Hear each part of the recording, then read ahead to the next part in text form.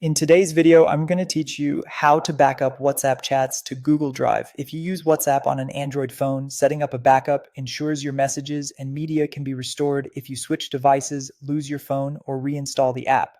Before we begin, connect to a reliable Wi-Fi network and, if possible, plug in your phone.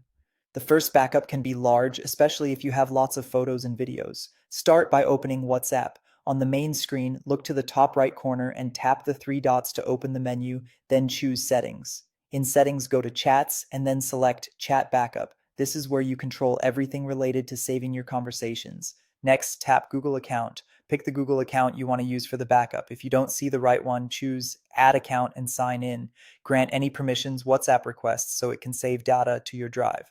Using the correct account is important because you'll need this same account later if you ever restore your chats. Now choose how often WhatsApp should back up. Tap Backup to Google Drive and select a schedule that fits your needs, like daily, weekly, or monthly. Daily is the safest choice if you chat often, while weekly or monthly can save storage and data. Keep in mind that large backups may count toward your Google Drive storage, so pick a cadence that balances convenience and space. Decide whether to include videos, toggle on include videos if you want clips and other video messages backed up as well.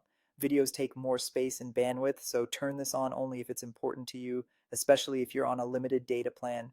When you're ready, start a backup right now. Tap the big green backup button to begin saving your chats and media immediately. Stay on Wi-Fi and avoid closing the app until it completes. The first run can take a while. After that, scheduled backups will be quicker since WhatsApp only needs to add recent changes. That's all it takes. You've connected your Google account, chosen an automatic schedule, decided on videos, and created a fresh backup. If you ever move to a new phone or reinstall WhatsApp, just use the same phone number and Google account during setup to restore your conversations. For extra peace of mind, occasionally check this screen to confirm when the last backup ran and that everything is up to date.